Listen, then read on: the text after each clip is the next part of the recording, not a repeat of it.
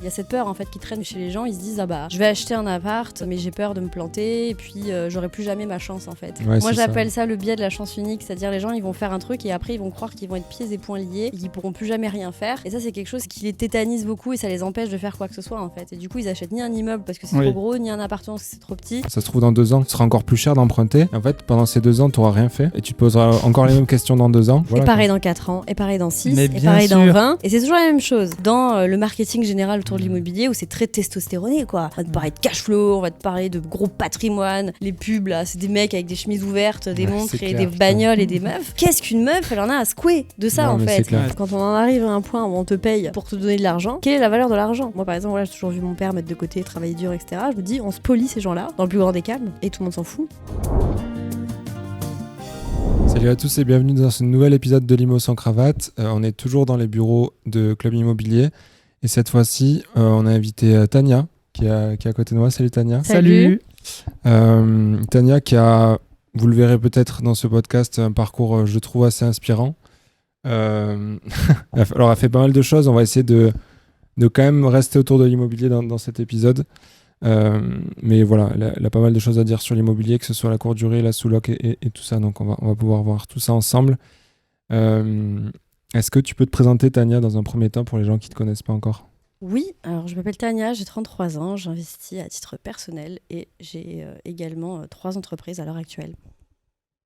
Très bref, comme présentation. Je m'étale rarement parce que si je commence à m'étaler, c'est un petit peu compliqué et c'est vrai qu'on peut vite perdre le fil. Mais c'est vrai que voilà, aujourd'hui, je me définis comme une investisseuse à titre particulier, parce que je ne l'ai pas encore fait à titre, on va dire, professionnel.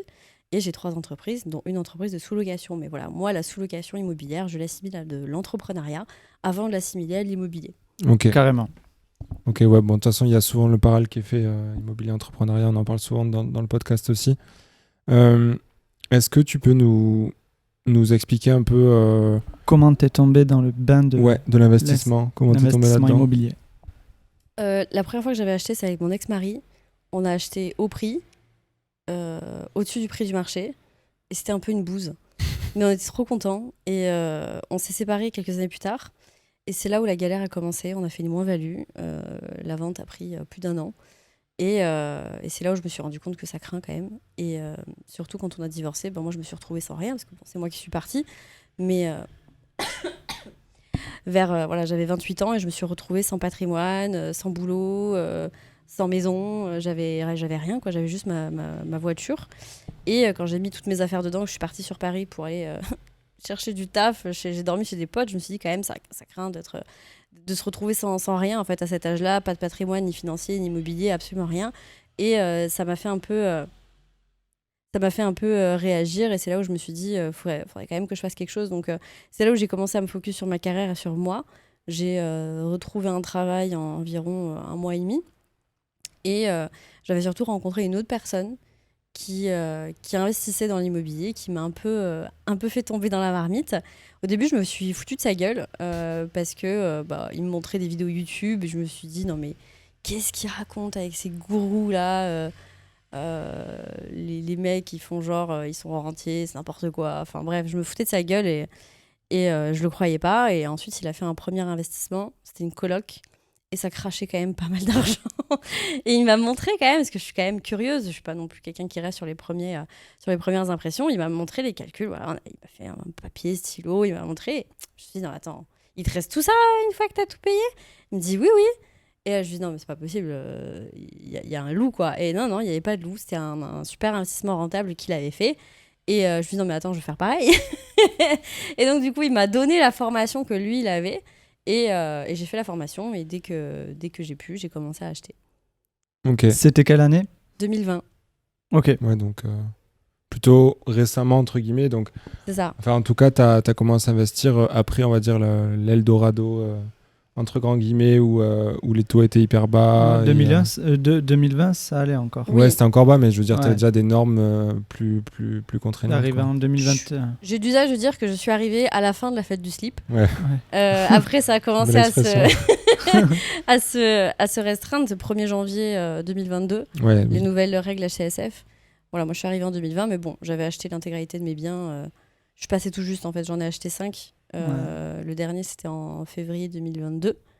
T'as acheté quoi, si c'est pas indiscret, des immeubles directement ou- Non, parce que moi, j'avais pas d'accompagnement. J'avais juste squatté la formation de mon copain à l'époque. Et en Ouais. plus, lui, il était pas là pour m'aider. Donc, enfin, il était pas là pour m'aider. Il faisait On était très chacun de son côté, en fait. Ok. Donc, en plus, lui, il était souvent absent. Je suppose que peut-être la première expérience que t'as eue, t'as voulu peut-être aussi plus faire de ton côté. Oui, c'est ça. Ouais. Bah, quand on est marqué par un divorce, on n'a pas envie tout de suite Mhm. de s'engager avec quelqu'un. Surtout, on était juste en couple, on était concubinage. Donc, voilà, c'était hors de question de toute façon qu'on fasse quelque chose ensemble pour l'instant. C'était trop tôt, quoi. Ça faisait quoi, 1 an et demi qu'on était ensemble. C'était trop tôt.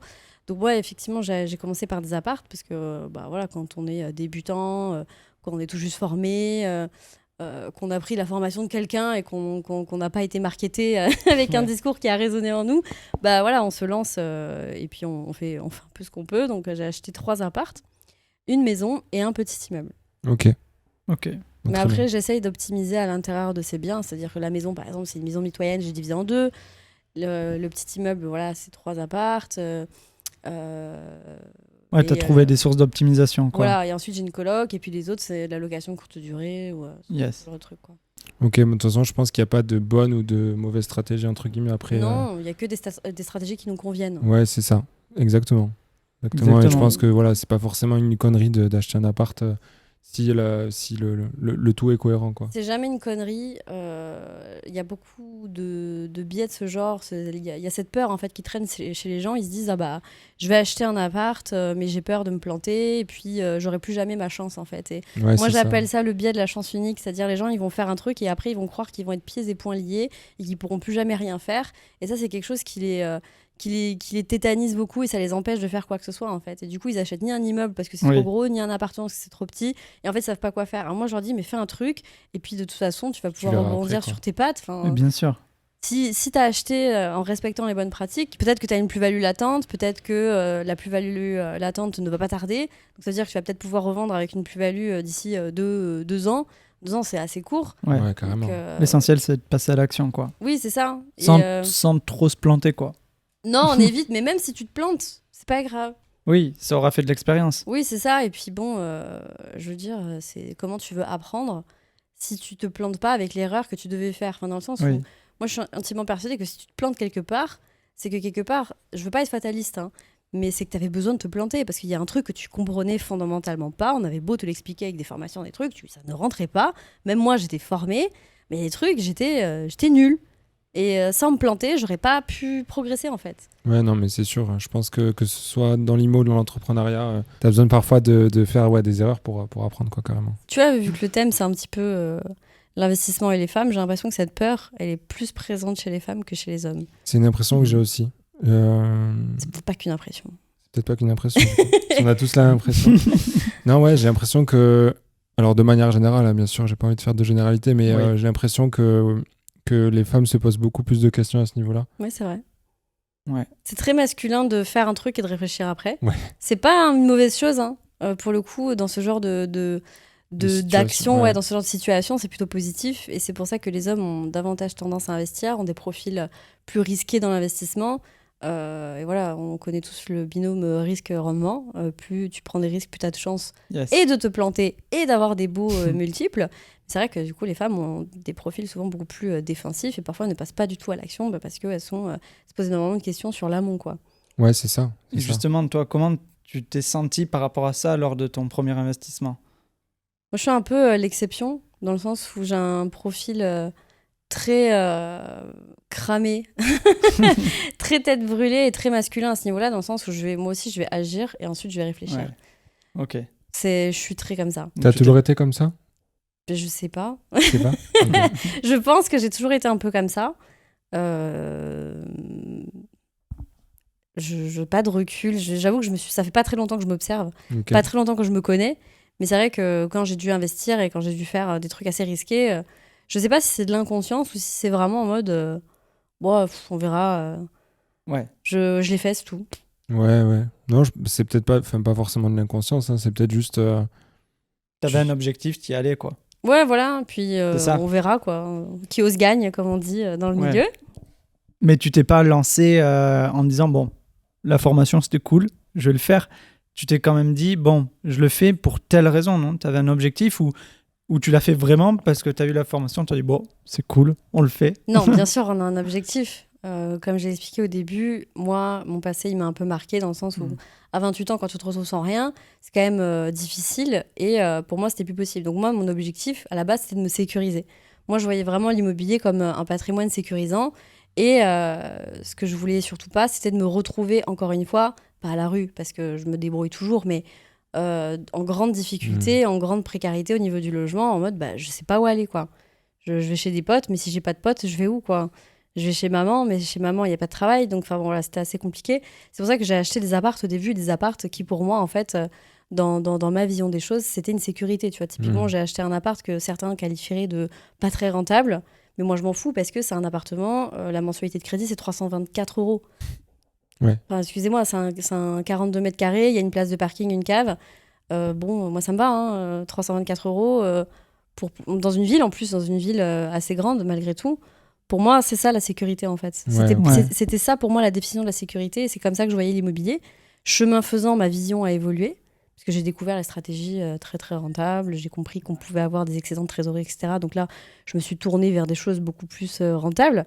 Mais au début, moi, c'est comme ça que je le voyais. Et c'est comme ça que je continue de le voir d'une certaine façon. Parce que sans se professionnaliser, aujourd'hui, l'immobilier, ce n'est rien d'autre que du patrimoine. Mais ça, c'est une vision très personnelle des choses. Moi, je suis assez d'accord avec toi. Parce que si tu en attends du rendement, c'est qu'il y a une forme d'exploitation derrière et du coup, une forme de professionnalisation en quelque sens, quoi. Puis en général, quand tu as commencé, tu n'as pas très envie de t'arrêter. Quand tu as compris le principe. Donc forcément, c'est là où intervient la professionnalisation. Et je pense qu'à un moment donné, il faut faire ce choix. Et aujourd'hui, on voit que les règles qu'on nous impose nous obligent à faire ce choix. Acheter un nom propre, aujourd'hui, c'est risqué. Parce qu'on est soumis aux aléas législatifs. Et puis un coup, ça change. Et puis là, récemment, l'abattement à 71% pour les meublés classés n'existe plus. C'est vrai. Donc voilà, ça c'est bien pour les particuliers qui avaient une stratégie patrimoniale. Mais pour un investisseur, c'est beaucoup trop risqué de se dire je vais rester en nom propre. Maintenant, voilà, quand on l'a fait, c'est fait. Mais pour la suite, si on veut vraiment continuer et enchaîner, on est bien obligé de se poser la question de l'investissement en société ou d'autres types d'investissements ou quoi. Complètement. Moi, j'ai toujours été partisan de cette vision, de se professionnaliser dès le départ et d'investir en société. Après, c'est ma vision personnelle et ça correspond aussi à ma situation. Mais j'ai jamais fait d'investissement en nom propre. J'ai tout fait via des structures. Et derrière, quand je vois justement l'évolution côté législatif sur l'imposition,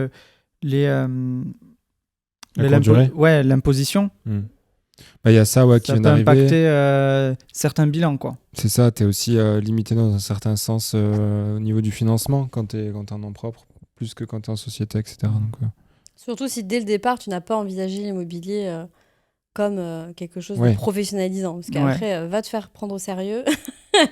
c'est pas évident. Alors, ton patrimoine personnel peut te servir en fait pour renforcer ta crédibilité. Mais d'un autre côté, si tu arrives avec que du patrimoine personnel, le conseiller que tu vas avoir en face de toi, on va te flanquer un conseiller particulier, pas un conseiller pro. Même si tu crées une SCI, on va se dire mais on s'en fout. Enfin, oui. C'est un peu plus Après, compliqué. Ça dépend vraiment des objectifs de la vision, parce qu'en vrai, le régime, le statut LMNP, au réel, quand même, ça reste vraiment...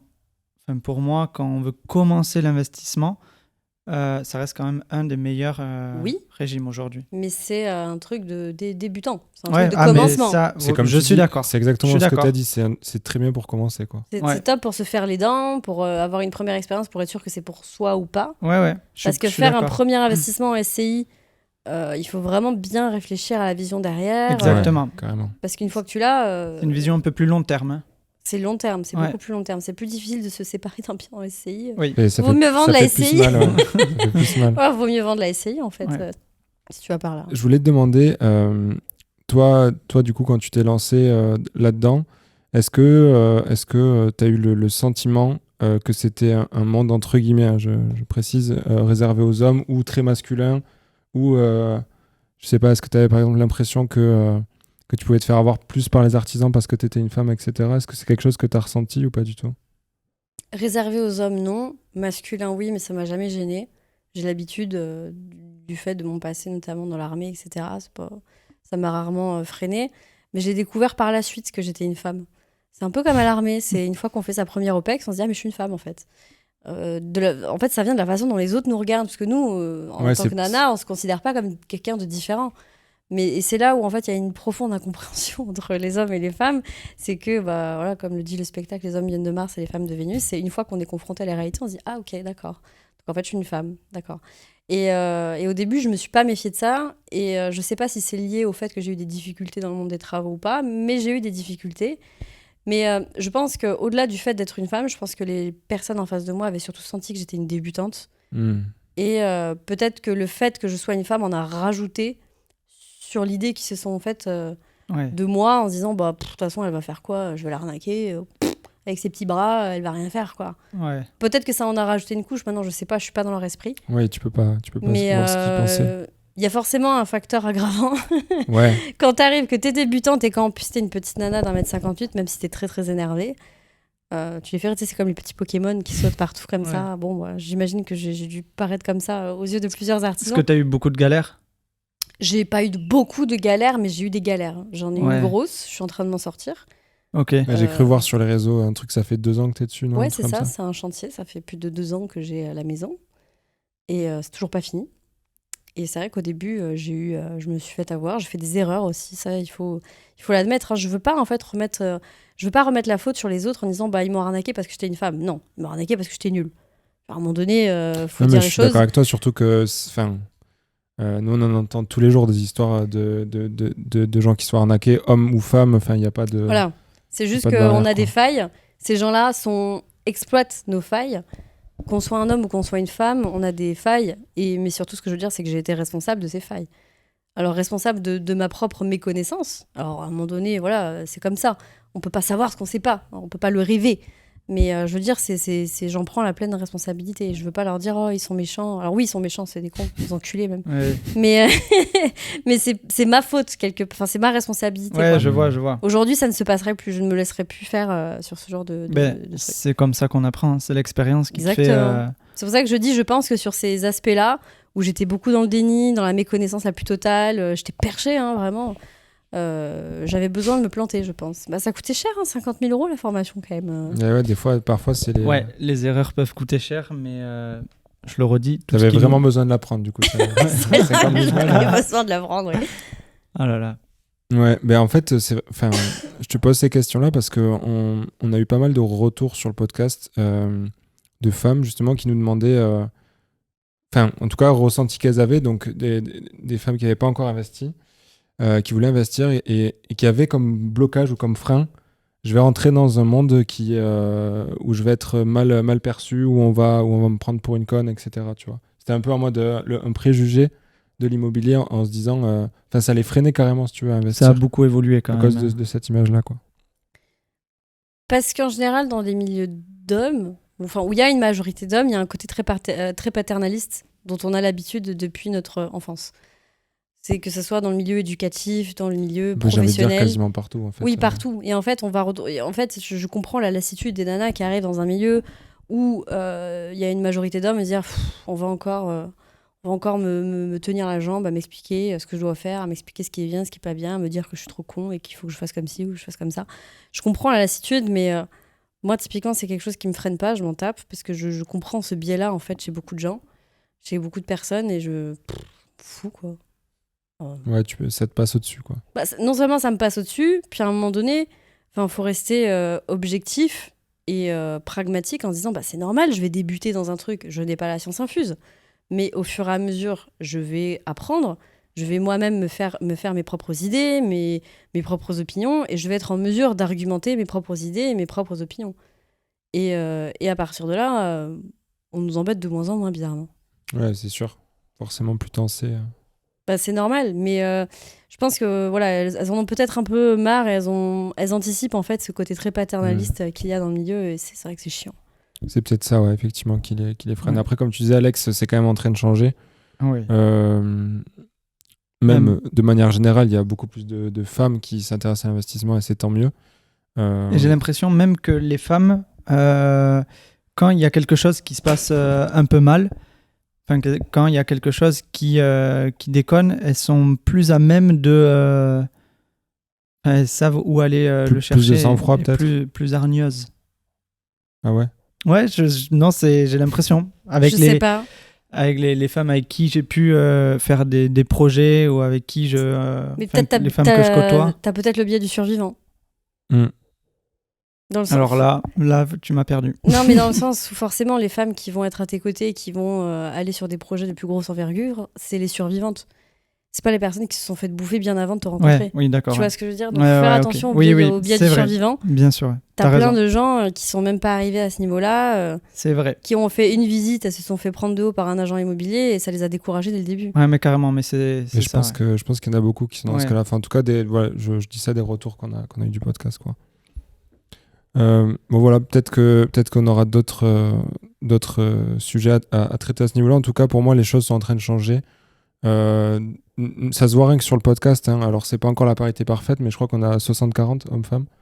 Donc ça prouve bien que c'est pas un truc réservé aux hommes et qu'il y a que les hommes que ça intéresse. Mais après, comment dire, le tri va se faire sur d'autres critères. Dans le sens où plus tu montes en termes de volume de patrimoine, et moins tu auras de femmes, ça c'est une réalité. Il n'y a pas besoin voilà, de... Enfin, faut pas aller chercher très loin. Tu vas dans l'INSEE, tu vas dans les chiffres officiels, ne serait-ce que dans les chefs d'entreprise, etc. On continue à avoir une majorité d'hommes, on continue à avoir une majorité d'hommes dans les plus gros patrimoines, etc. Et les chiffres sont clairs, c'est-à-dire que tu as une majorité d'hommes bailleurs, et quand il y a des femmes, on compte les femmes qui sont bailleurs en binôme avec leur mari. Donc c'est vraiment, on reste ok. une minorité. Tu vois ce que je veux dire? C'est Ouais. plus tu vas monter en chiffre d'affaires, et plus moins il y aura de diversité à ce niveau-là. Mais tu penses que ça vient d'où? C'est que les femmes, elles se désintéressent un peu à l'immobilier ou enfin à l'investissement de manière générale, à l'entrepreneuriat, ou c'est vraiment des blocages potentiellement? Bon, là, on fait une généralité, mais... Je pense pas qu'elle se désintéresse. Je pense que l'angle avec lequel est traité actuellement le sujet immobilier n'est pas en adéquation avec ce qu'elle recherche. Un exemple tout bête que je te donnais, c'est que moi, l'investissement immobilier, au début, je l'ai vu comme une sécurité. Ouais, Parce que je me suis retrouvée un jour dans la merde. Et je pense qu'il y a beaucoup de femmes qui veulent, qui ne retrouvent pas assez, en fait, cet argument de la sécurité dans le marketing général autour de l'immobilier, où c'est très testostéroné, quoi. On va te parler de cash flow, on va te parler de gros patrimoine. Les pubs, là, c'est des mecs avec des chemises ouvertes, des Ouais, montres c'est et clair, des bagnoles et des meufs. Qu'est-ce qu'une meuf? Elle en a à secouer de ça, Non, en mais fait. c'est clair. Ouais, c'est vrai. Elle veut la sécurité pour sa famille, elle veut sécuriser ses gosses, elle veut sécuriser ses revenus, elle veut pas se retrouver à la rue, c'est ça qu'elle veut en fait, et ça on le retrouve pas assez.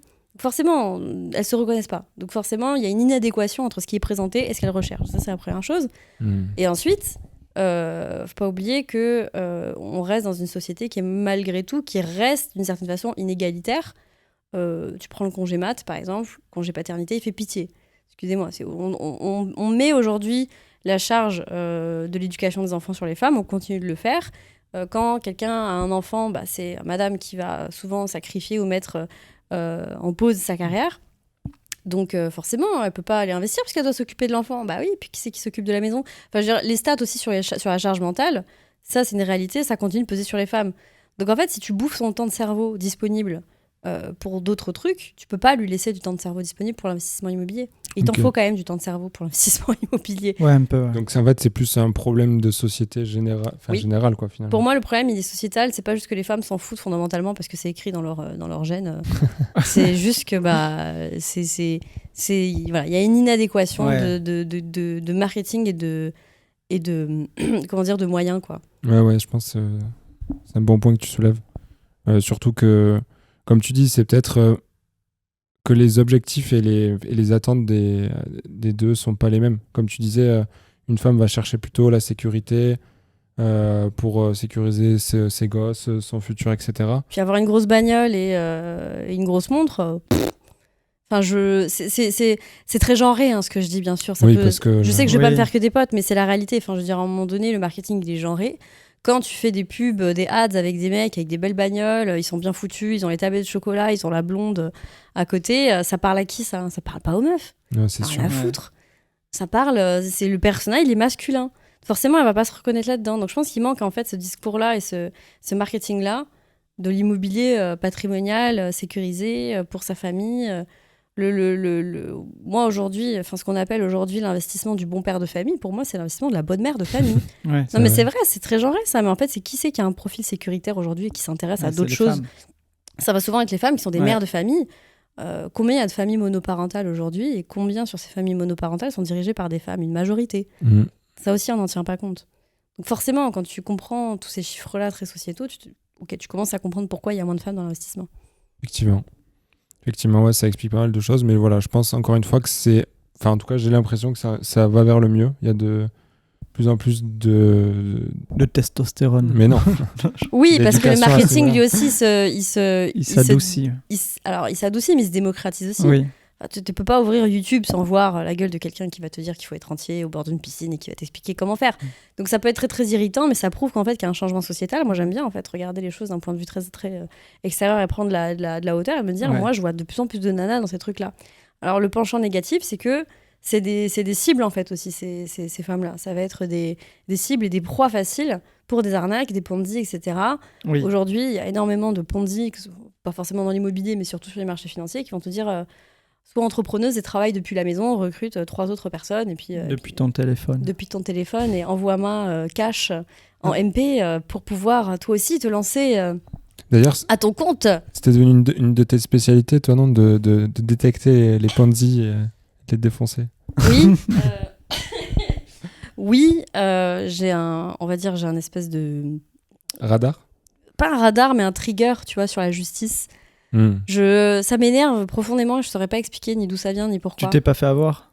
Non, jamais. Ok. Donc jamais. C'est même pas ça, ouais. Non, j'ai jamais mis mon argent là-dedans. Pas dans un Ponzi. On m'a déjà soutiré de l'argent, des proches, des trucs comme ça. Ça m'est déjà arrivé, mais ça n'a rien à voir, je pense. Mais j'avais aussi ce même biais de la justice. Donc, tu vois, ça s'applique partout. Mais moi, je trouve ça profondément scandaleux, en fait, d'aller prendre aux gens qui n'ont pas beaucoup d'argent ce qui leur reste. Et alors que, bon, je suis pas spécialement socialiste, on va dire, mais je sais pas, moi, je trouve ça scandaleux. Et en fait, le problème des Ponzi, c'est que leur matière première, c'est les pauvres. Ben ouais.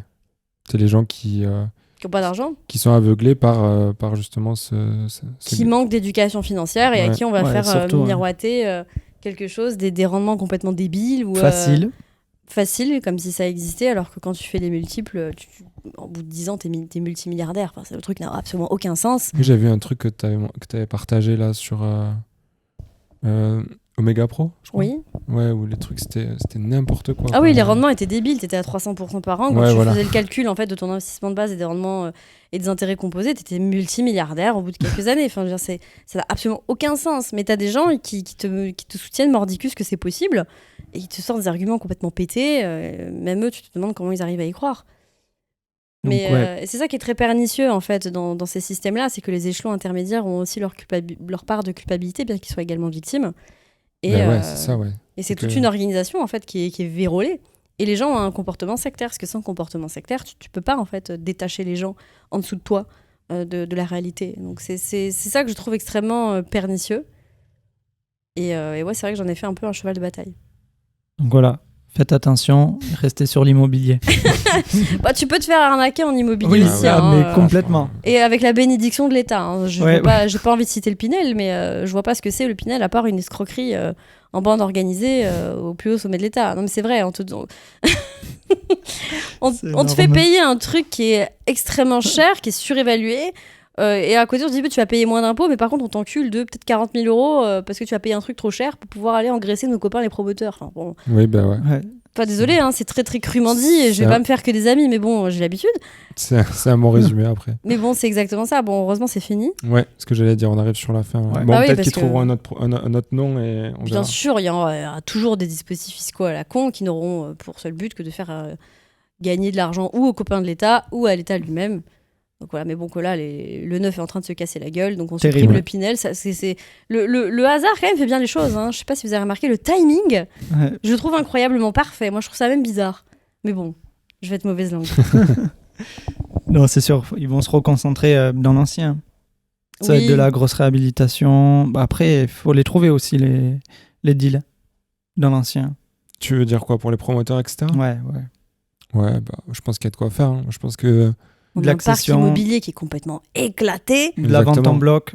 Ouais, moi, ça me fait rire quand j'entends que des villes manquent de logements à cause d'Airbnb, alors qu'en fait, tu te rends compte qu'il y a des milliers et des milliers de mètres carrés qui sont inexploités dans des bâtiments qui vieillissent, qui appartiennent à l'État ou à mamie ou à papy. Tu regardes une ville comme, je dis n'importe quoi, Toulouse, il y a 500 000 habitants peut-être.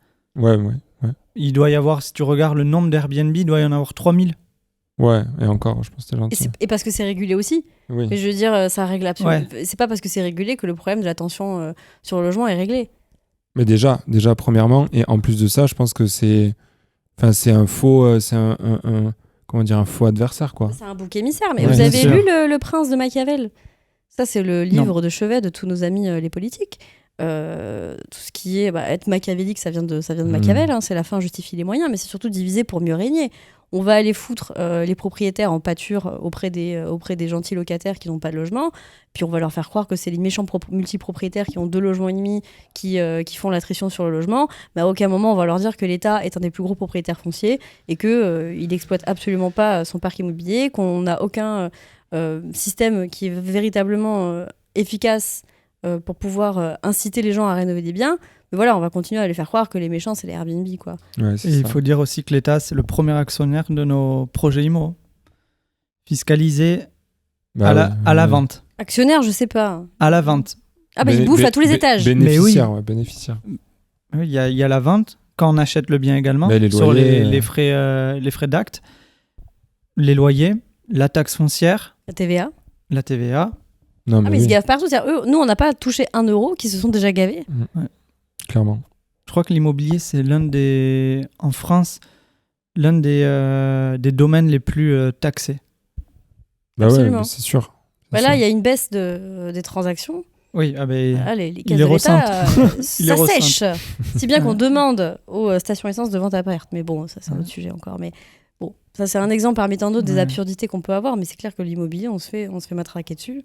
Avant même qu'on ait commencé à toucher 1 euro, l'État s'est gavé 1 milliard de fois. Ouais. On va repartir on va se reconcentrer sur toi. Ah mince. Oui. Du coup, pour reprendre un peu ton parcours. Donc, tu nous as dit que tu avais acheté 5 biens, c'est ça? Donc, seul. Tout. Oui. Oui. Comment tu t'es débrouillé justement par rapport à l'organisation, à ton planning? Parce que 5 investissements sur la courte période, parce que tu les as enchaînés, ça demande une organisation monstre. Parce que si tu avais un job à côté et tout ça, J'avais un job à côté. ouais, voilà, ça peut être vraiment compliqué à tout gérer. Comment t'as... Surtout que il me semble que tu as investi un peu partout en France. Donc, tu n'as pas forcément tes investissements regroupés à un seul endroit. Donc, ça demande encore plus de travail. Alors, j'étais en région parisienne. Les 4 premiers sont dans le sud-ouest. Ouais, Donc, ils étaient regroupés, on va dire, ouais, ok. dans un rayon de 300 km. Ouais, bon, pas C'est trop un à côté gros quand même. rayon, quoi. Voilà, mais il fallait que je fasse 700 bornes pour y aller, effectivement. Et puis, le dernier, il est en région centre. Donc, de toute façon, c'était au sud de Paris, quoi qu'il arrive. Ouais. Tu vois, là, en fait, juste là où je veux en venir, c'est que tu t'es bougé pour arriver Oui. à ces investissements et que ça t'est pas tombé du ciel, quoi. Non, c'est sûr. Après, j'avais pas forcément besoin de faire 700 bornes. C'est juste que, comme mon copain était dans le sud-ouest, qu'on connaissait quand même plus ou moins le secteur, c'est quand même plus facile d'investir dans un secteur que tu connais un petit peu plutôt que dans un secteur que tu connais pas du tout. Je te rejoins là-dessus. Et c'est surtout que 2020 jusqu'en 2022, c'était le Covid, c'était les confinements, c'était le télétravail. Donc j'ai passé très peu de temps au bureau. Ce qui m'a donné en fait assez de flexibilité pour pouvoir être pendant des semaines entières dans le sud, là où j'avais mes investissements. Et voilà, donc ça m'a vraiment facilité les choses. Et c'était un peu de la chance, on va dire, parce que j'ai profité de cette période complètement pourrie pour pouvoir aller faire mes visites. Voilà, je bossais jusqu'à peut-être 18h et puis après, j'enchaînais avec les visites ou alors avec les travaux ou alors avec je ne sais quoi. Ou alors entre midi et 2, c'est là où je prenais du temps pour aller faire mes visites et tout. Donc ça m'a permis de facilement m'organiser. Après, c'est vrai que malgré tout ça, j'en ai acheté 5 en moins de 2 ans. C'est beaucoup, peut-être c'est trop, parce qu'il y a des chantiers, voilà, il y en a encore un qui est pas fini. Je me suis un peu énervée parce que voilà, c'est dans mon tempérament en fait de faire vite et bien les choses. Bon, bien, ça reste à débattre, mais elles sont faites. Malgré tout, les biens que j'ai achetés sont rentables, donc ça c'est pas un problème. Mais voilà, c'est dans mon tempérament de faire rapidement les choses et de passer au step suivant. Pour toi, l'investissement immobilier, c'est passif? Non. En fait, non. C'est pas quelque chose que j'appelle de vraiment passif. Je pense pas qu'il y ait un investissement dans le monde qui soit à 100% passif. Même la bourse, à dividende, je trouve pas que ça soit très passif, parce qu'il y a malgré tout un travail de recherche à faire, ne serait-ce que pour comprendre dans quoi on met son argent. Donc dans tous les cas, ça peut pas être à 100% passif. Ça peut être à 90% passif, si vous voulez, on peut en débattre sur le pourcentage et faire des calculs d'apothicaire, mais je pense pas qu'il y ait un investissement qui soit très passif. L'immobilier lui-même, je trouve pas très passif non plus. Après, ça dépend de la stratégie dans l'immobilier qu'on va choisir. Si on fait de l'immobilier nu en longue durée, oui, ça peut s'assimiler à quelque chose d'assez passif, surtout si on le met en gestion à une agence, etc. Voilà, si on délègue. Ouais. Voilà, si on délègue. Bien sûr, il y a des façons de rendre ça passif. Maintenant, voilà, faut pas oublier que les gens, faut aussi qu'ils bouffent. Donc, la personne à qui on va déléguer va prendre un pourcentage, etc., etc. Donc, ça dépend ce qu'on veut. Mais malgré tout, pour avoir travaillé avec des agences, ça reste pas passif parce que faut trouver la bonne agence, puis l'agence qui te sollicite pas aussi tous les 4 matins, l'agence qui est capable de trouver des locataires, qui sait dresser un état des lieux, qui répond correctement aux locataires quand ils commencent à abuser ou pas d'ailleurs. Donc voilà, il y a... Ouais, et puis il y a toute la mise en place aussi qui prend du temps, de l'énergie, exactement. Il faut faire les recherches, l'analyse de ville, faire les visites, faire des offres. Et si on veut pas faire ça, il y a toujours l'investissement clé en main qui existe. Il y a des boîtes qui font ça très bien. Oui. Mais là, encore une fois, les gens, il faut qu'ils bouffent. C'est sans sacrifier un peu de rentabilité. De toute façon, c'est soit du temps, soit de l'argent. Quoi. Mais exactement. Et en fait, c'est ça, c'est le risque-rendement. Plus tu as de rendement, plus tu as de risque. Mais le risque, c'est pas juste le risque de tout perdre, c'est le risque d'y passer sa vie. C'est le risque d'y passer du temps, c'est le risque d'y passer des soirées, c'est le risque d'être fatigué. Moi, j'inclus ça en fait dans le risque. Forcément, si tu veux pas sacrifier ton rendement à une entreprise clé en main, tu vas devoir le faire toi-même. Tu vas prendre le risque d'être fatigué. Oui, c'est exactement ça. Maintenant, est-ce que tu es OK avec ce risque-là ? Ça, c'est... Chacun a son avis là-dessus, je suis complètement d'accord. On n'est pas obligé de tous vouloir absolument tout gérer et faire nous-mêmes. Il faut juste être à l'aise avec ça pour moi. Tes biens, tu les exploites comment aujourd'hui ? C'est très divers. J'ai de la location courte durée, j'ai de la location meublée moyenne, longue durée, j'ai de la sous-location. Ouais, ça, c'est encore autre chose. Parce que... On y reviendra. Voilà, après. c'est encore autre chose. Et là, je m'apprête à finaliser un bien qui va être en nu longue durée. Ok, donc t'as diversifié aussi. Ouais, c'est très très divers. Mais parce que c'est du nom propre aussi. Et moi, dès le début, je le voyais comme ça, en mode c'est ma sécurité. Ouais. C'est mon petit parachute, c'est mon petit matelas. Aujourd'hui, je vois les choses différemment, mais voilà, quand j'ai commencé, c'était comme ça. Donc, j'ai fait un petit peu tout. Ouais, t'as diversifié, quoi. C'est ça. Trop cool. Et on peut peut-être justement en venir à la sous-location. J'allais y c'est un sujet qu'on n'a même pas encore abordé dans le podcast. Je pense qu'il y a même pas mal d'auditeurs qui savent peut-être pas ce que c'est ou juste... si tu peux recontextualiser, qu'est-ce que la sous-location ? La sous-location, à titre professionnel, parce que la sous-location à titre particulier est par principe interdite par la loi. Alors la sous-location professionnelle consiste au fait de louer un logement ou un local, peu importe lequel, à un bailleur, un propriétaire, et de le sous-louer derrière à d'autres personnes pour une exploitation qui peut être diverse, comme par exemple de la colocation, de la location courte durée, de la location de bureau, peu importe. Ok, donc voilà, ça peut être n'importe quel type de sous-location entre guillemets. Absolument, c'est pas forcément de l'habitation. Ça peut être ce que vous voulez. Le but, c'est de se faire une marge ou pas forcément ? Le but, c'est de se faire une marge. Sinon, on arrête de travailler et puis on fait autre chose. La question. Non, mais parce que non, il y en a, ça dépend. Oui, sur de la sous-location professionnelle. Oui. Mais de la sous-location, par exemple, je suis étudiant, je pars 2 mois d'été, mais je veux pas perdre l'appartement. Là, tu vois. Ouais, mais là, c'est juste que t'as pas envie de payer ton loyer quand t'es pas là. Ouais, c'est totalement différent. On va repartir sur la location professionnelle. Sous-location pro. Ouais, du coup, ça se passe comment pour la sous-location ? Est-ce que tu mets tes propres biens dans cette boîte de sous-loc ou est-ce que tu vas en chercher ailleurs pour d'autres propriétaires ? Alors, en principe, on ne peut pas mettre uniquement ses biens dans une boîte de sous-location. Si on le fait, c'est de l'abus de droit. Et en fait, il faut qu'il y ait plus de biens d'autres personnes que tes biens à toi dans la boîte. Sinon, c'est de l'abus de droit. Parce que ça peut te permettre, par exemple, d'éviter une certaine imposition en nom propre, comme par exemple le statut LMP. D'accord, ouais. Donc, ils voient ça, l'administration fiscale voit ça comme... Ils peuvent voir ça comme une façon d'esquiver l'impôt. Ils peuvent se dire, non, c'est de l'abus de droit. Maintenant, si tu as un bien, que tu le mets dans ta société de sous-location, mais qu'à côté, tu en as une dizaine d'autres qui sont à d'autres personnes qui n'ont rien à voir avec la société, ça ne pose pas de problème. Ok. Et du coup, dans la tienne, t'as combien de biens aujourd'hui en sous-location ? Aujourd'hui, on a 5 biens en gestion. Ok. Et ça va être, par exemple, des immeubles que j'ai pris en entier, donc À l'intérieur, il va y avoir par exemple 4 appartes. Ok. Voilà. Et Je suppose que souvent tu les. Enfin, vas-y, pardon. Vas-y, Thibaut, Je je veux t'en dire- prie. Dire que souvent tu les exploites en courte durée, je suppose, pour maximiser justement ce Oui, rendement. oui, parce que sachant que moi, c'est un contexte un petit peu particulier dans l'entreprise où je suis, parce que c'est une reprise. D'accord. C'est-à-dire que c'est pas moi qui ai créé la boîte, c'est une reprise d'entreprise. Je suis repreneur. Ok. D'accord. Ok. Je savais même pas. Et comment tu l'as sourcé le deal?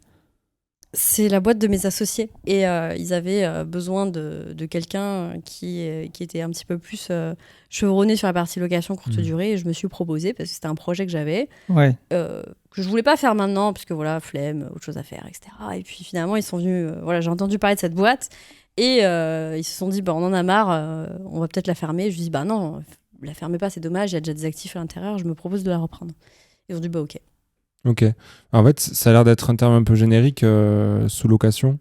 Mais en fait, globalement, par exemple, du coworking, les espaces de coworking, c'est de la sous-location en soi.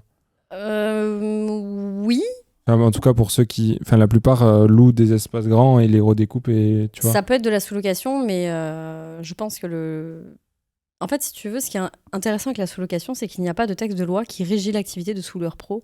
Comme par exemple, il y a un texte de loi qui régit l'activité d'agent immobilier, Ouais. comme la loi Hoguet par exemple, ça n'existe pas pour le sous-locataire pro. Et en fait, le sous-loueur pro, c'est une activité d'équilibriste en fait, qui va évoluer en respectant les textes de loi connexes.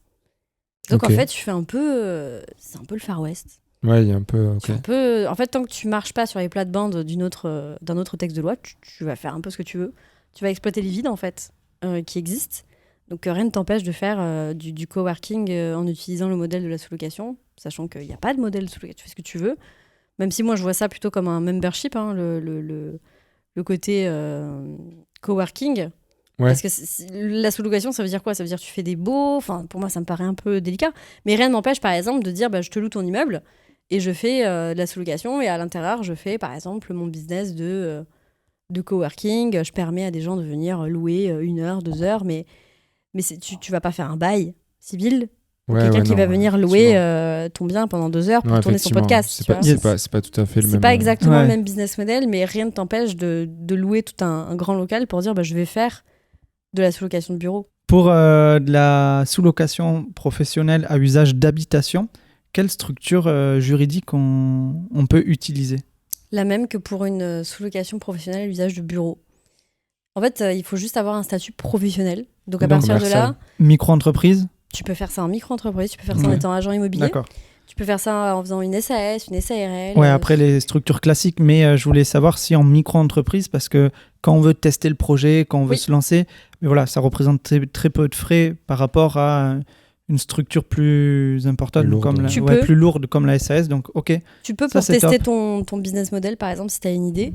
L'inconvénient, bien sûr, c'est que pour moi, c'est pas pérenne dans la mesure où tu peux pas déduire les charges. Ouais, mais complètement. Et quand tu fais de la LCD, par exemple, tu as quand même des charges. Et justement, quelles sont ces charges en tant que sous-loueur professionnel? Parce que du coup, on n'a pas de crédit, vu qu'on n'achète pas les biens. On n'a pas de taxe foncière non plus. On n'a pas de charge de copro. Ou bon, c'est compris dans le loyer. Le propriétaire nous les répercute. Ouais, voilà.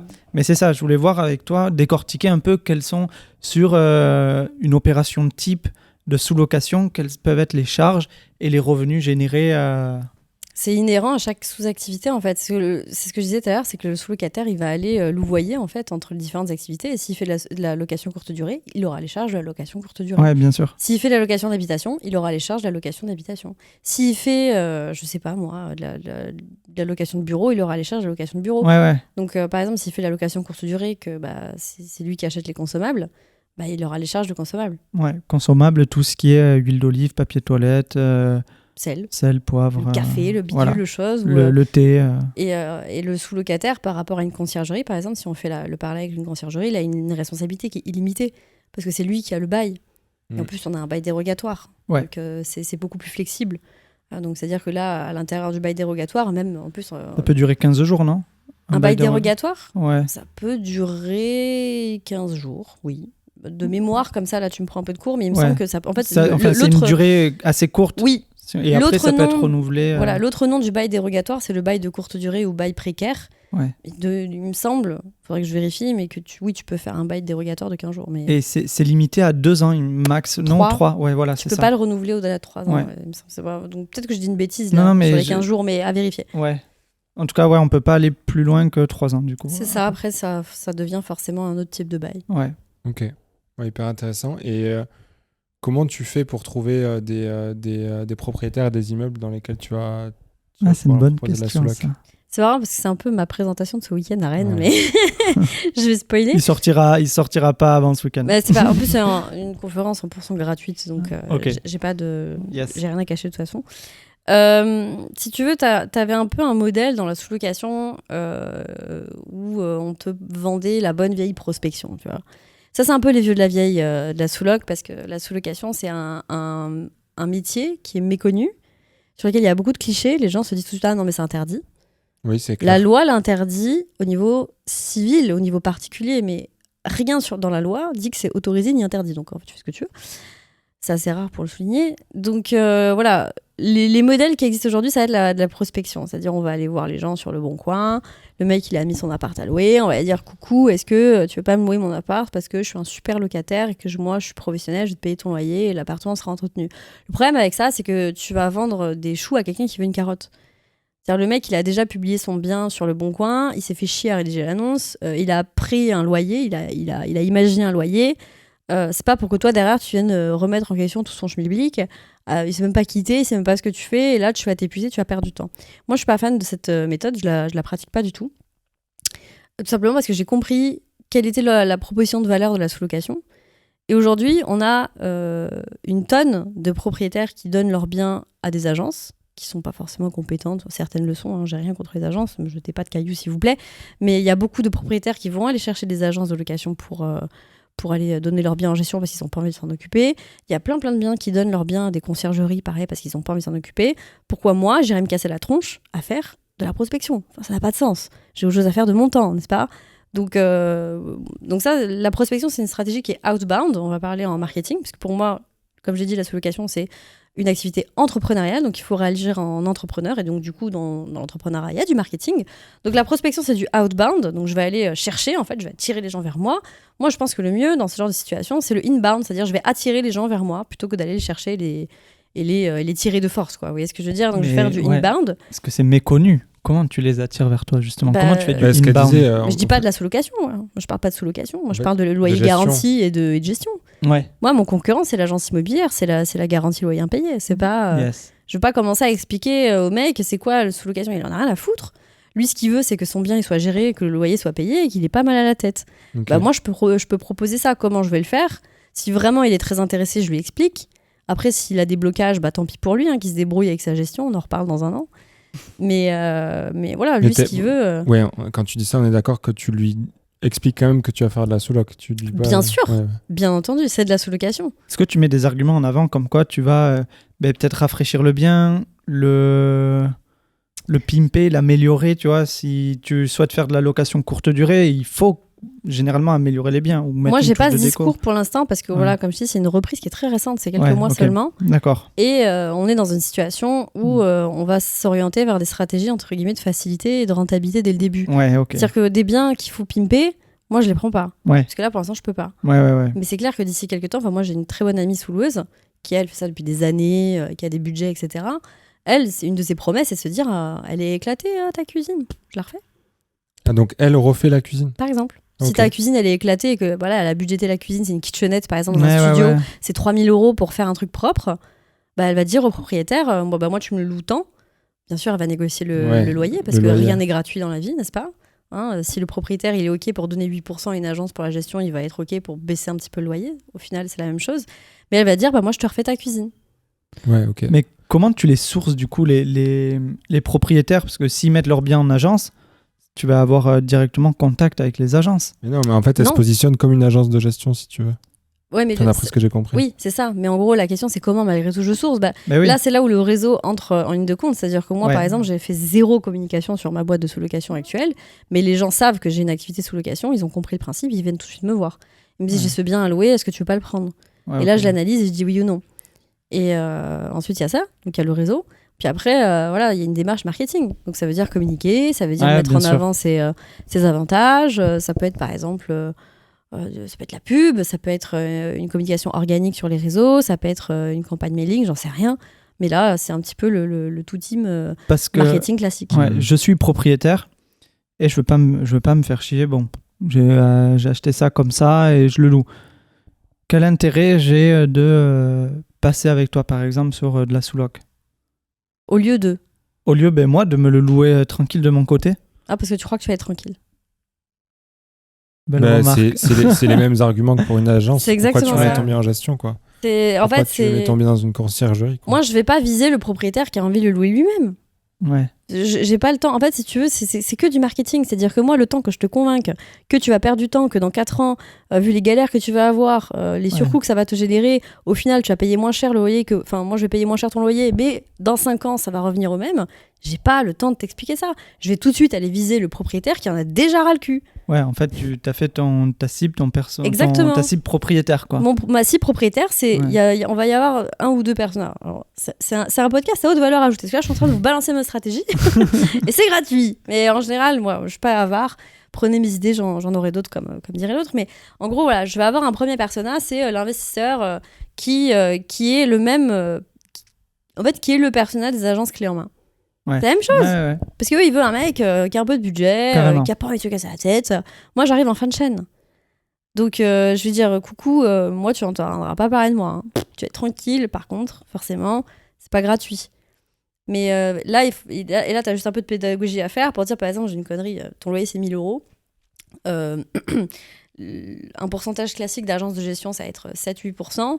Ouais. Bah voilà, moi, je vais pas te le louer 1 000 €, je vais te le louer peut-être 800, mais au final, ça revient 90. au même. Voilà. Mais au final, ça va revenir au même parce que toi, ton loyer, ça va être 1 000 €, mais ils vont t'envoyer une facture à la fin du mois qui correspond à 7% de ton bordel. Moi, je vais juste, dès le départ, te louer moins cher. C'est la même chose. Donc, il y a juste cette explication à faire qui est un petit peu chichiteuse. Parce que, voilà, les prix, c'est quand même très, très psychologique. Ouais, donc, ça va être cet investisseur-là qui n'a pas envie de se casser la tronche. Et après, ça va être le propriétaire fatigué. Le mec qui en peut plus, quoi, qui en a marre, qui veut te jeter les clés à la gueule et se barrer loin et ne plus jamais entendre parler de son bien parce qu'il a eu une galère. C'est pas la même douleur, c'est pas exactement la même chose, mais c'est la même finalité. Ouais. Carrément. Ok. Bon, voilà. J'espère que vous avez pris des notes qui écoutez cet épisode. Non, mais trop intéressant. La sous-location, c'est un truc qu'on connaît pas trop, moi et Alex. Non, moi, je comptais en faire, mais bon. C'est il faut que tu ailles. Abus de droit. Mais non, mais il faut que tu ailles sourcer des biens qui sont aussi pas que à toi, quoi. C'est pas très compliqué, pour être tout à fait honnête. Il y a beaucoup de... Si tu veux, ces derniers temps, il y a eu un vrai boom de l'immobilier. Il y a eu un appel d'air énorme à l'intérieur de l'immobilier. Et en fait, il y a beaucoup de gens qui se sont pété les dents. Alors bon, ce qui fait chier, c'est qu'il y a beaucoup de gens qui se sont pété les dents sur l'étape avant, c'est-à-dire les travaux. C'est-à-dire avant qu'ils arrivent à la location, il y en a pour un certain temps, hein, tu sais, le temps que les jugements se fassent, etc., les malfaçons. Et après, quand ils vont arriver, ils vont se dire, en fait, c'est compliqué, c'est dur l'immobilier. Parce que, voilà, en ce moment, tu as quand même une augmentation des loyers impayés, tu as le risque de squat qui continue de faire peur. Et le sous-loueur vient régler ce problème. L'agence de location, elle va pas te garantir contre les squats. L'agence de location, elle va pas te garantir un loyer tous les mois. C'est ça l'avantage en fait d'un sous-loueur par rapport à une agence de location. Ouais, carrément. Et moi je dis toujours, en ce moment, le marché il souffre pour toutes les raisons qu'on vient d'évoquer. Mais un marché qui souffre, c'est un marché d'opportunité. Il faut juste venir proposer la bonne solution à côté de la bonne douleur. Ouais. Carrément. Et je pense que c'est aussi un moyen hyper intéressant pour des gens qui auraient envie de se professionnaliser dans l'immobilier, mais qui ne pourraient pas le faire via des emprunts ou des investissements par eux-mêmes parce que ils sont vite bloqués ou ça coince. Là, au moins, c'est une activité qu'on peut développer, même dans les conditions actuelles. Et comme tu dis, c'est une opportunité. Surtout dans les conditions actuelles. Ouais. C'est ça. Et du coup, comment tu vois le contexte actuel, toi, par rapport à l'immobilier aujourd'hui ? Je le trouve drôle. Drôle. Je le trouve extrêmement drôle parce que les gens la mémoire collective est quand même extrêmement limitée. Ouais, mais ça, je suis d'accord avec toi. Parce que quand tu prends du recul et que vraiment tu regardes les taux, par exemple, dans les années 60, on se faisait démonter la gueule au niveau des taux et en fait, c'était normal que l'argent coûtait de l'argent. T'as même pas besoin de remonter si loin. Franchement, en 2010, il y avait des taux à peu près comme aujourd'hui et si tu remontes encore avant 2008, c'était encore plus haut qu'aujourd'hui. Tu vois. Et pourtant, il y a toujours eu des investisseurs. Oui, Mais même avant, enfin, je veux dire, quand tu regardes par contre dans les années 70, on était à plus de 10%, les gars. Ouais, en fait, c'est facile. Vous demandez à vos parents. Mais exactement. Vous demandez à vos parents, vous avez eu quel taux quand vous avez acheté et vous allez voir, c'était des Après, trucs, attention, le prix de l'immobilier n'était pas aussi élevé. Ouais, bien sûr. Mais ouais, mais ça, on pourra le dire que dans 10 ans, qu'aujourd'hui, les prix de l'immobilier n'étaient pas aussi. Mais ouais, mais voilà. C'est vrai. Mais Peut-être on si le tu sait veux, pas. moi, j'ai aucun doute par rapport à ça, parce que l'argent ne cesse de se dévaluer. Et c'est ce qui a fait la situation dans laquelle on se retrouve aujourd'hui. Parce que si aujourd'hui, on est bien obligé d'augmenter les taux, c'est parce qu'on a quand même fait une espèce de création monétaire de dingue, parce qu'on était terrifiés du Covid. Ouais, je pense qu'il y a ça, c'est une des raisons, ouais, carrément. Ah, mais c'est sûr. Je pense qu'il y a eu plein de choses aussi. En fait, on a monté les taux pour combattre l'inflation. Inflation qui est venue en partie de la reprise Covid parce que énormément d'argent a été injecté. Aussi, il y a eu la guerre en Ukraine qui a pas aidé. Et globalement, des tensions aussi géopolitiques, quoi. Mais c'est tout ça qui fait que... Mais je suis d'accord avec toi sur le fait que l'argent a été Mais quand tu regardes imprimé en masse, quoi. Si tu veux, on a pris cette période où il y avait des taux quasi négatifs comme une normalité. Alors que c'était ça la vraie anomalie. La BCE faisait des taux négatifs. Carrément. Et ça choquait personne, quoi. Tout le monde était OK, c'était la fête du slip immobilière, comme je le dis souvent. Mais personne se disait, mais c'est une vraie anomalie, ça, en fait. Et là, maintenant que l'anomalie est finie, on queen. C'est extrêmement ridicule, en fait. C'est limite une bonne nouvelle que l'argent coûte de l'argent. Dans le sens où c'est une mauvaise nouvelle pour les épargnants, surtout pour les petits épargnants, que l'argent soit gratuit. Enfin, parce que ton épargne qui est rémunérée 0,5 sur ton livret. Elle est rémunérée que dalle, mais surtout l'argent se dévalue. Et la preuve, c'est exactement ce qu'il disait, c'est-à-dire oui, l'immobilier coûtait pas cher avant, mais par rapport à quoi? Par rapport à la valeur de l'euro. Il y a du franc à l'époque. Du franc et de l'euro. On remonte loin. Mais je veux dire, c'est ça en fait, c'est notre monnaie qui se dévalue, c'est pas tant l'immobilier qui augmente, mais c'est une conséquence, vous voyez ce que je veux dire? Donc moi, cette période, elle me fait rire, parce qu'en fait, pour moi, c'est que les touristes qui ont peur. Et ces touristes, de toute façon, ils se font dégager actuellement du marché. Mais c'est l'objectif d'un cycle de marché, c'est de dégager les touristes. De faire le ménage. C'est de manger les touristes. Les touristes ou les débutants, c'est une matière première dans un marché, qu'il soit immobilier ou qu'il soit financier. Ouais, c'est surtout... Enfin, nous, on le ressent surtout par rapport aux débutants. On a beaucoup de gens qui nous voient et qui veulent investir, mais ils sont...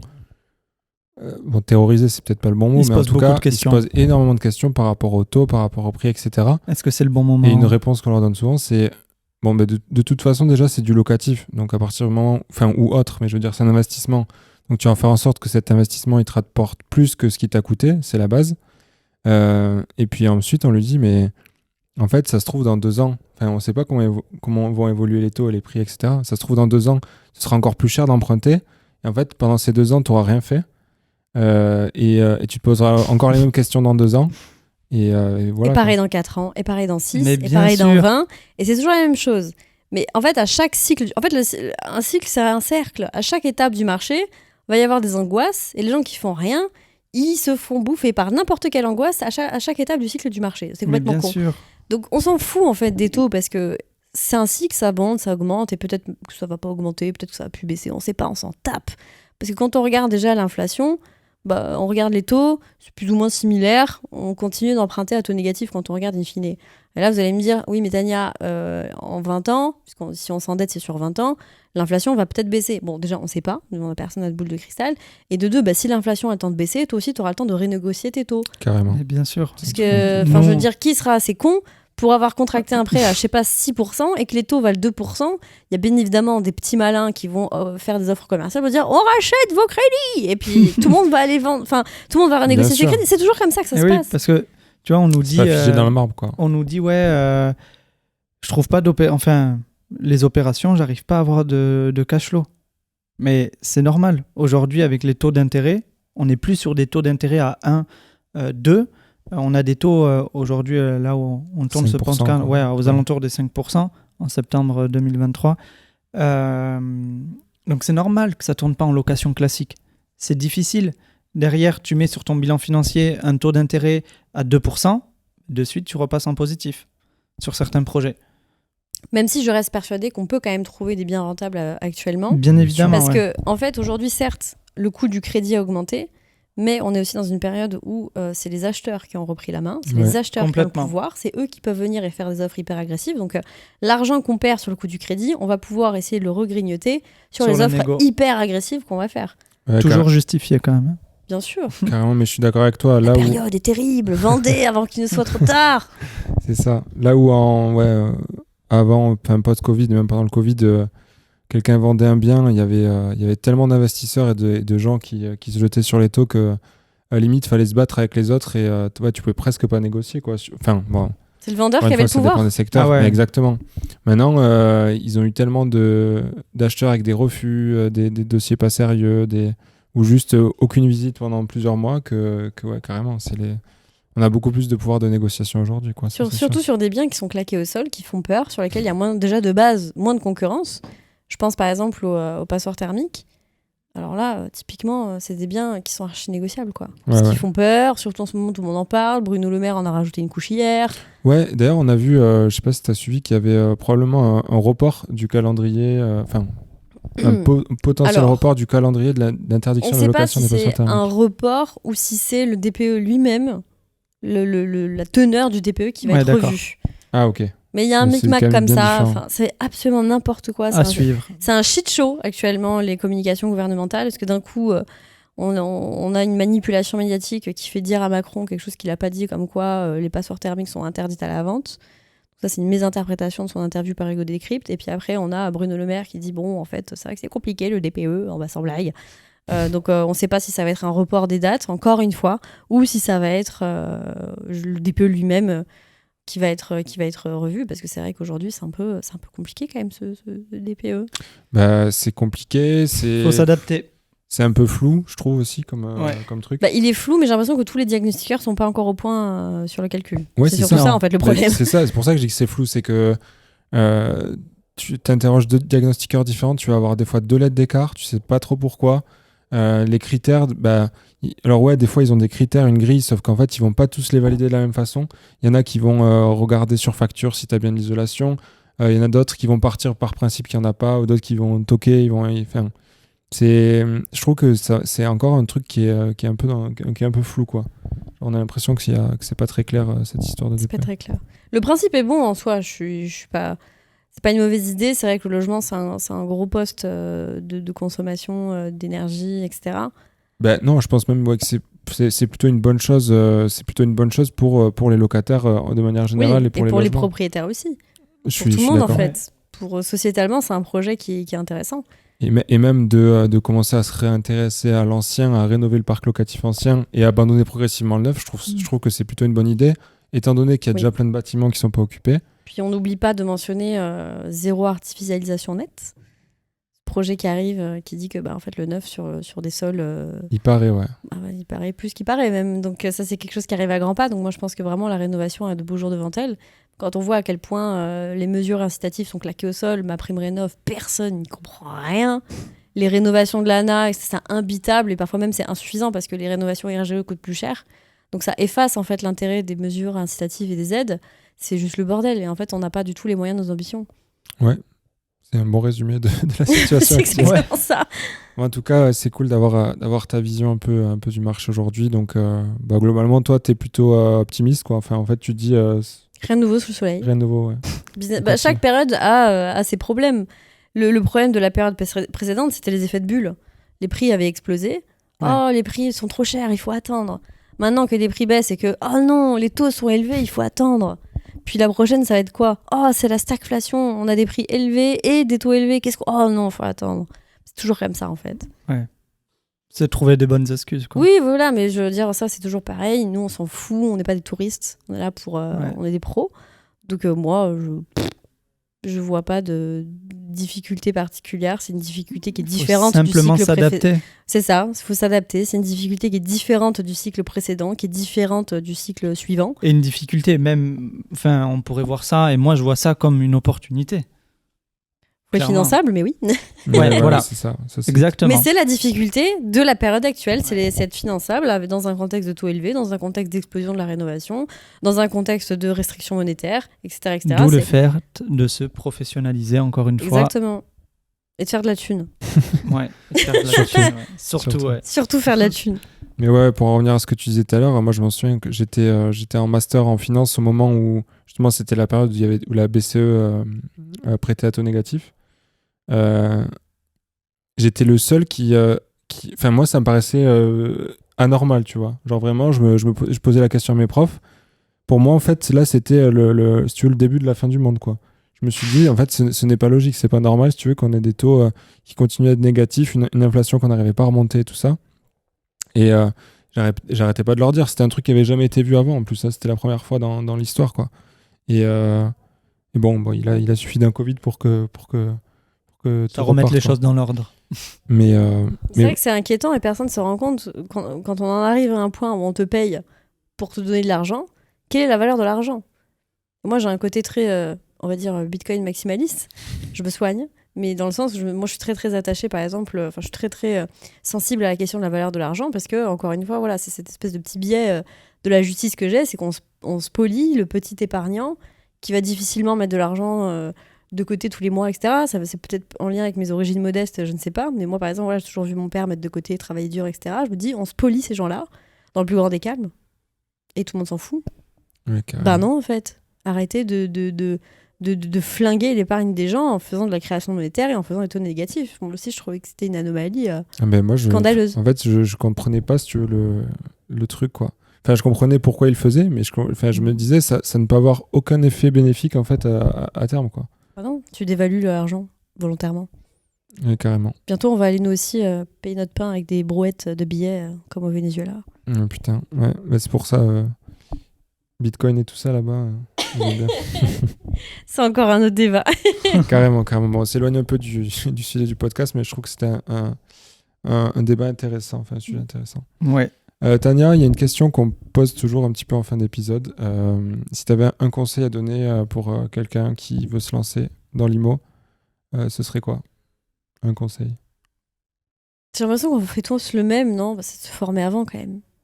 Ah non, c'est Non, pas pas tous mal. le même. C'est vrai? Ouais. Tu vois, Guillaume et Émilie, tout à l'heure, ils nous ont dit lancez-vous. Voilà. Ouais, Oui, mais- c'est vrai. J'aurais pu faire le même. Mais en vrai, quand même, on va s'économiser un peu de temps de cerveau et un peu de neurones. L'idée, c'est de se former avant. Il y a énormément de choses qui sont disponibles, ne serait-ce que gratuitement, Ça, c'est ou clair. même des livres qui sont à prix très abordable, qui sont une véritable base, en fait. Mais par exemple, avoir un minimum de formation, c'est hyper important, quoi. Voilà. Si on se dit, je vais faire un Pinel, non, c'est pas de l'investissement immobilier. Ouais. Dieu merci, cette connerie, c'est bientôt fini. Mais l'idée, c'est d'avoir un minimum de formation sur, pas forcément sur l'immobilier, hein, mais sur vraiment comment fonctionne l'argent. Et je pense que c'est sur ça, en fait, qu'il faut avoir des bases, parce que tu peux être formé sur l'immobilier et avoir des méconnaissances profondes sur comment fonctionne le système monétaire mondial et être effrayé, par exemple, par cette histoire de taux, quoi. Ouais. Et, Oui, alors que. Donc en fait, formez-vous à l'éducation financière de manière générale, quoi. c'est Essayez ça, de comprendre, manière générale. Ok. Pour avoir ces notions de base et pour pouvoir avoir ensuite des réflexions qui soient très de bon sens, quoi. Ouais, intéressant. Et de toute façon, même si je trouve que c'est aussi important de se former en IMO pour avoir les bases, en fait, au bout d'un moment, c'est impossible de tout voir sur une formation parce que l'IMO, c'est que des surprises, quoi. Oui, c'est impossible. C'est un Kinder Surprise, un bien immobilier. Exactement. Donc, comme tu dis, je pense que c'est bien d'avoir des bases et après, voilà, se Et puis lancer. t'as l'immobilier, et t'as pas un immobilier, t'as des immobiliers. L'immobilier commercial, c'est pas l'immobilier location courte durée, c'est pas la sous-location, c'est pas l'immobilier location nue, c'est pas Non, mais l'immobilier c'est dans clair. des maisons, Ouais, c'est pas la bien sûr. colocation, c'est pas... Enfin voilà, il y a tout un tas de marchés immobiliers, d'ailleurs, il y en a pas qu'un. C'est pour ça que quand on me dit « Oui, le marché immobilier va mal », je dis « Oui, mais quel marché immobilier? De quoi on parle, en fait ?» Ouais, mais quel secteur Quel tu vois, secteur c'est ça. Si tu prends par exemple les maisons individuelles en location de longue durée, bah, tout va parfaitement très très bien, ça je peux vous l'assurer. J'ai publié une annonce avant-hier, j'ai eu 60 messages en 24 heures. Il n'y a aucun problème. Ouais, mais ça, c'est sûr. De toute façon, sur Bon la courage location. pour la tri des. L'enfer. Ah ouais, c'est clair. Le tri des locataires. Ouais. Non, mais de toute façon, je pense que le marché de la location, enfin, de locatif de manière générale, la location, ça, c'est sûr qu'il n'y a pas de C'est problème. des stratégies de rendement, c'est ce que tu disais. À partir du moment où tu fais un investissement, il te coûte moins cher que ce que. Enfin, il te rapporte plus que ce que tu as mis dedans. Normalement, ça va bien. Après, voilà. Faut bien noter la différence entre rendement et rentabilité. Ouais. Il n'y a que quand tu envisages la sortie du projet et que tu fais le calcul dans son intégralité, c'est-à-dire jusqu'à la revente, que tu peux dire oui, c'est un bon investissement. Carrément. En attendant, Carrément. Mais c'est un truc, enfin, c'est un discours qu'on a énormément, nous. Surtout Étienne, notre troisième associé qu'on a eu sur l'épisode 13, je crois, où on parlait justement du TRI, de calculer vos rentabilités avec un TRI et pas faire un vieux ratio de rendement loyer sur Taux de rendement interne pour Exactement, ceux taux de qui rendement nous interne. écoutent. Ouais, je vous invite à aller écouter l'épisode avec Étienne. Mais ouais, carrément d'accord. Voilà, Trop donc, bien. se former sur les bases de la finance. Yes. Très Ben, bon merci conseil. beaucoup. Merci beaucoup, Tania. C'est à vous. Si on veut te suivre sur les réseaux ou échanger avec toi, où est-ce qu'on te suit? Sur mes réseaux sociaux, où je m'appelle en général La Veille de ma réussite, qui est un jeu de mots avec mon ancien métier. Et le parcours que j'ai aujourd'hui, où je suis dans une logique où je partage en fait tout ce qui se trouve avant la réalisation de mes objectifs. Ok, donc Très sur bien. Insta ou n'importe quel réseau? Twitter, LinkedIn, TikTok. Ok, Ok. bah, top, vous avez toutes les infos. Merci Tania, Merci pour l'échange. ouais, Avec plaisir. c'était super cool et à très vite. Au Ciao. revoir. Ciao.